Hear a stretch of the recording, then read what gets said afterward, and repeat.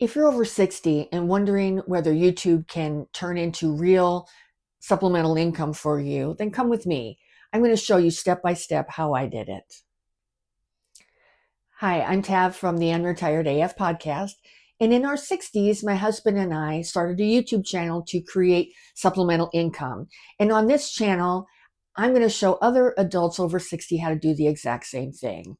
In today's video, I'm going to share what really happened when we started our YouTube channel. And I'm going to go over mental objections that we had and how we overcame them. I'm going to go over the truth about being a content creator on YouTube after 60 and what that's like. I'm going to share with you our pathway to monetization, and I'm going to share with you our how long it took and our first payment from the YouTube partner program. So let's get started. When we first talked about starting the channel, we experienced, probably like everyone, like you right now, experienced a lot of mental objections about maybe why it wasn't a good idea. So we had to focus on those and decide whether or not they were valid or not valid objections. So probably the first one was, are we too old to do this? I mean, we were both in our 60s. I was 62 and my husband was 64 at the time we started our channel. We for ourselves, we felt like we weren't too old, but we had to think about that. Another thing was, we don't understand a lot of tech stuff. I mean, we didn't have a lot of fancy equipment or anything like that. So we had to overcome the fear of not being tech savvy enough. And it's ridiculous. I mean, I'm filming this episode right now on the same equipment that I started with our YouTube channel, the Unretired AF channel, podcast channel, which was just my iPhone and a very inexpensive, like you see right here, inexpensive lav mic. This lav mic, it comes from Boya, and it was a 2-pack. So there's one for me and one for my husband, and a charging case for $37. And it plugs, it has a plug-in to the lightning end of my iPhone. So it worked to, and it was great. It was fine for what we needed. The next thing we had to overcome was, are we going to embarrass ourselves? Are we going to get on YouTube and, make a fool of ourselves in front of the whole world? So we had to think about that. And I think the thing I didn't really understand about YouTube until we started was that really, and I heard another content creator say this, nobody cares. And we found that to be true. I mean, really, there's billions of people watching YouTube videos every day. And, no one really cares what we're doing out there. So we overcame that by realizing that nobody really cares. Everybody is doing their own thing out there, and they're not caring what you're doing if you're making YouTube video. And then we had to think, what if no one watches our videos? And, that kind of happened. We didn't have very many views in the beginning, but it built up. But that's something we had to consider. Are we doing this because it's something that's enjoyable to us also? And it was. So, that was it. You want to make sure that it's something that you enjoy doing, because you're going to spend a lot of time doing it. So, so be thinking about that. And the last objection that we had, what are our friends and family going to think about us starting a YouTube channel in our 60s? And to be honest with you, some of our friends and family sort of made fun of us, or they were like, oh, that's cute. And who knows what they were saying, behind our back. But the reality of it is, as we started getting more subscribers and as we started gaining more traction, and especially when we got monetized, a lot of those feelings changed. So, but in the beginning, we just decided we just didn't care what anybody else thought. So anyway, that was the overcoming objections part that we had to go through. So next I'm going to talk about what actually happened. We uploaded our first video to YouTube on April 21st of 2025. And that first day, our first video got 9 views. So there were 9 people that YouTube pushed it out to in the algorithm that watched our video. So all of those fears about it, kind of evaporated when you really realized that in the beginning, and what's great about it with YouTube is that, if you go back and look at our channel, the Unretired AF podcast channel, and look at our first video, it was ridiculous. I mean, we didn't know what the hell we were doing, and it was ridiculous. But we just did the best we could, And now I look back at it and I smile because I see how far we've come since that very first video. But anyway, that was what we did. We used the iPhone. We used these lav mics that I got. They're $37, $38 on Amazon, and I do have a link in the description if you're interested in getting them and you have an iPhone. I think they have a link for different connections, and the one I got was for iPhone because that's what I had. And we bought a tripod for the phone so it could go on. And the thing that's interesting about it is it comes with this little remote that I use. So every time I want the video to start, I push the button, and when I want it to stop, I push the button. So that was really handy, and that was $22. So that's what we did. We bought that stuff. We put out our first video, and our first month we published 23 videos. And that's kind of the pattern that we kept the entire time since we started on YouTube, is we've put out about 20 videos a month.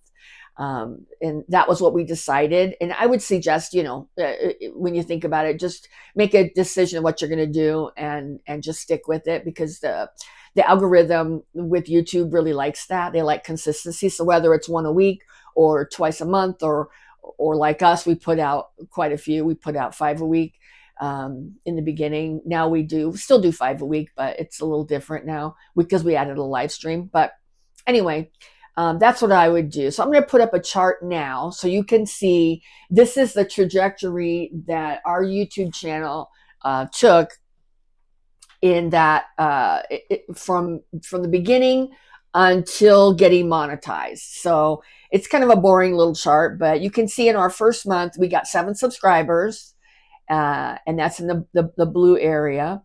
And we had, because the 2 things that you're looking for when you start a channel on YouTube is you want to get monetized. And that's what that's what this channel is about, to help you get monetized. So when you look at it, you can see our first month we had 7 subscribers. And in order to get monetized on YouTube, you have to have 1,000 subscribers. So, and then you'll see our watch time hours that first month were 29.4 watch time hours, and you have to get 4,000. And I can remember feeling like that was an enormous mountain to climb, but I just kept watching other people's videos who said, just keep going, it will get better. And so don't get discouraged, just understand and expect that. That's what's going to happen. It's going to take a little bit of time. So then that second month, as you can see on the chart, we gained 16 subscribers for a grand total of 23 subscribers in our second month. And our watch time hours went up. They didn't quite double, but they went up to we had 51 watch time hours for a grand total of 80 watch time hours. Still looking a little bit like we still have a mountain to climb, but we just kept pushing. Our third month, we got 18 subscribers, and for a total of 41 subscribers. And then our watch time hours went up to 82.9 for that month, for a grand total of 163.3 so far for 3 months of YouTube. It's a lot. It was a lot of work to get there, but you know what? We understood that. Our fourth month, we had an increase. We had 73 subscribers that month for a total of 114 subscribers, and we had 205 watch time hours. So understand, people are also, at this point, they're watching our older videos too. When I say older, they were like 3 months old. So, when you have a back catalog, not only are people watching your new videos, but they're watching the ones that you put up previously too. So that month we had a total of 369.2 watch time hours. Still trying to get there. Then in month 5, we had a lot of views. If you can see the difference in views from month from month 4 to month 5, it went up to 20,848 views. We had a video that, I'm not going to say it went viral, but it was like a mini viral for us for being a small channel. We had a lot of views that month. And as you can see, our subscribers went up a lot too. That month we had 429 subscribers that month for a total of 543 subscribers. So that's fantastic. So, you know, and I want to point out too that the YouTube partner program, to get monetized with the AdSense, so you can get paid for the ads on your channel, you have to have 1,000 subscribers and you have to have 4,000 watch hours. But now they've reduced it to where at 500 subscribers and 3,000 watch hours, you can go into the tier 1 program. And the tier 1 program is great in the sense that it lets you put up a product shelf if you want to have merchandise, or it lets you do like memberships or super chats or super thanks, which are like basically tips that people can give you. But at this point, you know, when we, you know, had 543 subscribers, we still weren't having a lot of watches. So, you know, there was really no point in doing those other things. I mean, we did them before we got full monetization, but they didn't do anything. We didn't sell anything. We didn't make any money on those programs. So yes, maybe for some types of channels that would be great, but for ours, it didn't. Also, if you look at our watch time hours for that month, our 5th month, it soared. It went to 1,998.9 watch hours for a total of 2,368.1 watch hours. So we felt like we were, you know, doing a lot better, gotten a lot more encouragement from month 5. Then we go into month 6. Then all of a sudden it dropped back down. We only had 42 subscribers that month, and it can happen. And if that's one of the things I could tell you that's a great takeaway from YouTube, is that you're going to have those times that's going to be really high and then it's going to go low again. And that's very normal. And there's nothing, you didn't do anything wrong. It's just how it is. So at the end of month 6, we had 585 total subscribers, and we had that month we only had 284 watch hours. So, but at the end of that month, we had 2,652.2 total watch hours. Then month 7, it picked up a little bit from the previous month. We had 365 subscribers for a total of 950 total subscribers. So we were almost there on the subscriber part at the end of month 7. And we had 1,294.43 watch time hours for a total of 3,946.6. So we almost made it at month 7, but it really took us about 7.5 months to hit it, because if you look at month 8, we had 227 subscribers. So we went over. We had 1,177 subscribers at the end of month 8. And we picked up a total of 1,059 additional watch time hours. So we went over by over 1,000. So we had 5,005.6 total watch hours. So at that point, we got notifications that we passed the 1,000 watch time hours, and notifications that we passed the 1,000 subscribers and 4,000 watch time hours. We got notifications from YouTube for both of those. And then we got an invite to join the partner program. So we went in there. I didn't do a screenshot of that, but I did do a screenshot after I applied and that we were in the review process. And the review took about 1 day. And then we received a welcome notification that we were in the YouTube partner program. So that was super exciting. And it felt like, man, it felt like we were pushing a rock up a hill, and we finally got to the top where we were so excited.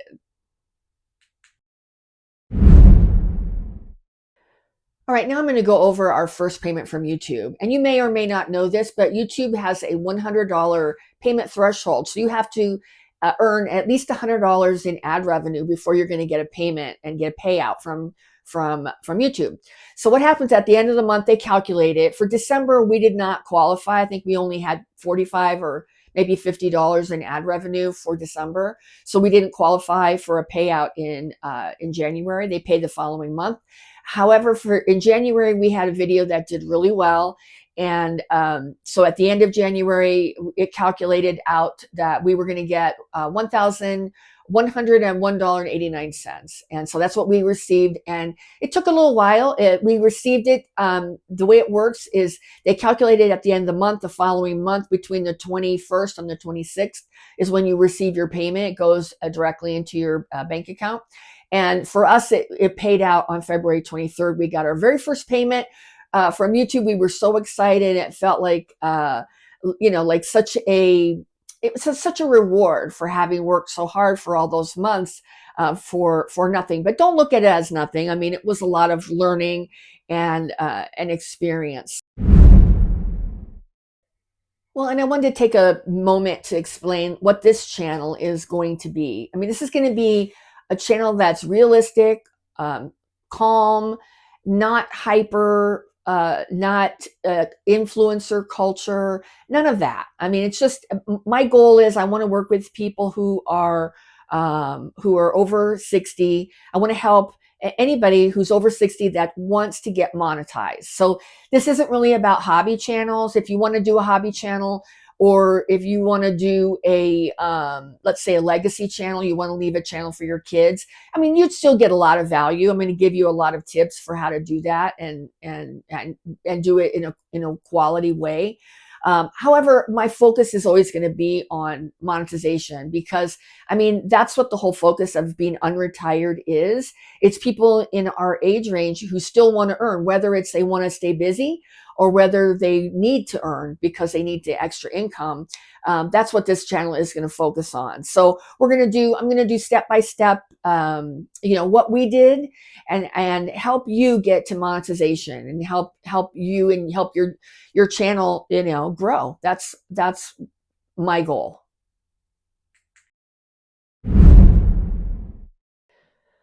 Well, the takeaway from this episode is that it wasn't easy, but it was definitely worth it. I really enjoyed the challenge of starting YouTube after doing a career that I was in for a long time. So there weren't a lot of new things to learn. There weren't a lot of challenges. So it was really fun to start something new that was really challenging to my brain, in a whole different arena. And I felt like I could be more authentic and be myself. I was in a super professional career. I was an insurance adjuster for a number of years, and I've been in the insurance industry for most of my career as an agent, and also I was a legal secretary in insurance defense law firms for years. So that was my background. Very professional, very sort of prim and proper, and I let my hair down a little bit in our YouTube journey, and I've really enjoyed that too. I feel like I can just be more myself, and I've enjoyed that. And I like helping people, especially in our generation. I feel like a lot of times we're getting a bad rap. Everybody's blaming us for everything. And so I wanted to offer something that would be positive. And I know that there are a lot of people in our age range who are really struggling financially, trying to make it. And I think that YouTube is an excellent opportunity to create a supplemental income without having to go back to work for somebody else. It's just a question of if you want to put in the time and the dedication. I'm not going to lie to you and say, oh, it was so easy, because it wasn't. It was a lot of work, but it wasn't necessarily hard work. It was just about being disciplined, making a schedule, sticking to it, not listening to, we got a few trolls in the comments occasionally, and just letting it be, water rolling off our back, and not taking it personally, and just keep moving on, just keep pushing on. So, if you're over 60 or close to it, if you're a boomer or a Gen Xer and you want to earn supplemental income, and you're considering doing YouTube and looking into YouTube, for it, then consider subscribing to this channel. That's what we're going to be doing. That's the 100% what we're going to be doing.